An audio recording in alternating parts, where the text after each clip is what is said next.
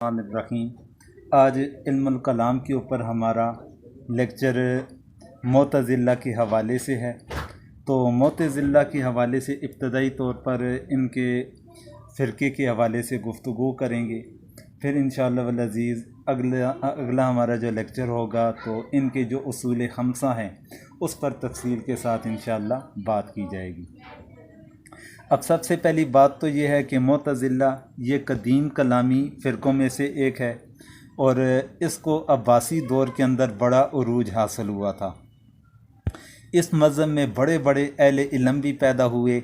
इमामत के मसले में इनका नुक्ता नज़र वही है जो अहले सुन्नत वल जमात का है, यानी कि ना ये इमामत के कायल हैं और ना ही अहले सुन्नत वल जमात वाले इमामत के कायल हैं। जिस तरह अहले तशय्यो कायल थे, जबकि अहले सुन्नत और मोतज़िला ये इस नज़रिए के मुखालिफ रहे। अकायद की तशरीह और कुरान मजीद की तौज़ीह में इनके यहाँ भी अक़ल और राय को एक ख़ास अहमियत दी गई है और इसके लिए नसूस के ज़ाहिरी अल्फाज के अंदर इन्होंने तावील से काम लिया, लेकिन इस कदर भी नहीं जितना कि इस्माइलियों और इस्ना अशरियों ने किया है। यानी इस्माइली और इस्ना अशरी वाले उन्होंने नस के अंदर काफ़ी तावील का काम किया और तावील से काम लेते हुए उन्होंने बिल्कुल जो ज़ाहिरी अल्फाज हैं नस के, उसके अंदर काफ़ी हद तक उन्होंने तब्दीलियाँ कर ली थी और तब्दीलियाँ करते हुए बिल्कुल जो कुरान और सुन्नत के मुताबिक नज़रियात हैं उससे हट कर उन्होंने नज़रियात का प्रचार करना शुरू कर लिया था। जबकि मोतज़िला वाले इन्होंने भी ज़ाहिरी अल्फाज को छोड़ा है और तावील का सहारा लिया है, लेकिन इतना सहारा नहीं लिया जितना फ़िरक़े इस्माइलिया या इसी तरह इस्ना अशरिया वालों ने लिया था। इस कलामी मज़हब की जो बुनियाद है इसके बारे में दो अक़वाल मिलते हैं। एक कौल तो ये मिलता है कि इसकी बुनियाद दर्जा बदर्जा ये चली थी, यानी आस्ता आस्ता मुख्तलिफ़ अफराद इस नज़रिए के कायल थे, तो फिर इसी तरीके से आस्ता आस्ता इसका प्रचार होता रहा। जबकि दूसरा जो कौल है और मशहूर कौल भी यही है कि इस कलामी मज़हब की जो बुनियाद है वो वासिल बिन अता जो सन 80 हिजरी के अंदर इसकी तारीख़ पैदाइश है और 131 हिजरी तारीख़ वफ़ात है। तो वासिल बिन अता और इसका एक दोस्त था अमर बिन उबैद, इन दोनों ने इसकी बुनियाद रखी। तो कहा जाता है कि इमाम हसन बसरी रहमतुल्लाह अलैह के पास एक साहिब आए और कहा कि कुछ लोग कहते हैं कि गुनाह कबीरा का मुर्तकिब काफिर हो जाता है, जैसा कि ख्वारिज का मज़हब है, और कुछ लोग कहते हैं कि अगर आदमी ईमान रखता हो तो मासियत से कोई नुकसान नहीं। ये मर्जिया का मज़हब था। तो इस सिलसिला में आप कोई फ़ैसला कुन बात फरमा दीजिए। तो ये बात सुनने के बाद इमाम हसन बसरी रहमतुल्लाह अलैह गौर करने लगे। वासिल बिन अता जो इनके तलामज़ा में से था वो मजलिस में मौजूद था। इसने कहा, मैं कहता हूँ कि गुनाह कबीरा का मुर्तकिब ना काफिर है और ना मुसलमान, बल्कि इन दोनों के दरमियान के दर्जा में है। इमाम हसन बसरी रहमतुल्लाह अलैह ने इसका जवाब सुनकर खफा हुए और फरमाया, तुम मेरी मजलिस से चले जाओ। ए तज़िल अन्ना, ये अल्फाज उन्होंने इस्तेमाल फरमाए थे।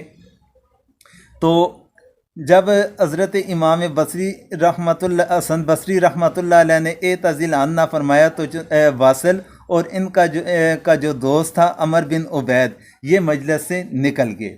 इसीलिए अहले सुन्नत इस ग्रोह को मोतज़िला कहने लगे। अब चूँकि मोतज़िला के इंसान के अफ़ाल के बारे में ये नज़रिया रखते हैं कि आमाल ख़ुद इसकी कुदरत और ताकत से सादर होते हैं, यानी इंसान के जो आमाल हो या अफ़ाल हैं तो इसको पैदा करने वाला, इसे सादर करने वाला मोतज़िला कहते हैं कि ये इंसान की अपनी कुदरत और ताकत है। इसलिए अहले सुन्नत की किताबों में बकसरत इनके लिए कदरिया के लफ्ज़ से भी ज़िक्र किया गया, यानी कि अहले सुन्नत वल जमात की कुतुब के अंदर इनके लिए लफ्ज़ कदरिया का इस्तेमाल भी हुआ, मोतज़िला का लफ्ज़ भी इस्तेमाल किया जाता है और कदरिया का लफ्ज़ भी इस्तेमाल किया जाता है। लेकिन इसके बरखिलाफ़ मोतज़िला के ख़ुद जो अपने افراد ہیں یا ان کے پیروکار ہیں وہ اپنے لیے نہ معتزلہ کا لفظ استعمال کرتے ہیں نہ قدریہ کا لفظ استعمال کرتے ہیں، بلکہ وہ اپنے لیے کہتے ہیں کہ ہم اصحاب العدل والتوحید، اصحاب العدل والتوحید، یہ لفظ وہ اپنے لیے استعمال کرتے ہیں۔ اور اس کی کیا وجہ ہے کہ ان کے جو اصول خمسہ ہیں اس کے اندر عدل اور توحید بھی شامل ہے، تو اس وجہ سے وہ اپنے آپ کو اصحاب العدل والتوحید کے الفاظ کے نام کے ساتھ پکارتے ہیں یا یاد کرتے ہیں۔ بات کو یہ فرقہ کئی فرقوں کے اندر بٹ گیا۔ شیخ عبد القادر بغدادی رحمۃ اللہ علیہ نے ان کے 20 فرقے ذکر کیے اپنی کتاب کے اندر۔ معتزلہ کو ایک زمانہ میں بہت قبولیت حاصل ہو گئی تھی۔ اس کی کیا وجہ تھی کہ بنو امیہ میں سے یزید بن ولید اور مروان بن محمد نے ان کے نقطہ نظر کو اختیار کر لیا تھا۔ عباسی خلفاء بھی ان سے بہت متاثر رہے، اور خاص طور پر مامون الرشید نے ایک معتزلی عالم احمد بن ابی داؤد سے متاثر ہو کر پوری طرح سے فکر اعتزال کو قبول کر لیا تھا۔ یہ ان کے عروج کا زمانہ تھا۔ مامون نے بزور طاقت اس فکر کو پورے ملک میں نافذ کرنا چاہا، یہاں تک کہ اس فکر کی مخالفت کرنے والوں کو سخت سزائیں بھی دی گئی۔ امام احمد بن حنبل اور بعض دیگر علماء اہل سنت کو بڑی آزمائشوں سے دوچار ہونا پڑا تھا۔ پھر جب متوکل برسر اقتدار آیا، اس نے معتزلہ کے خلق قرآن کے عقیدے کے لزوم کو ختم کیا اور اس سے اختلاف کرنے والوں کی سزائیں دینے کے لیے جو عدالتیں قائم کی گئی تھیں ان کو بھی معطل کر دیا تھا۔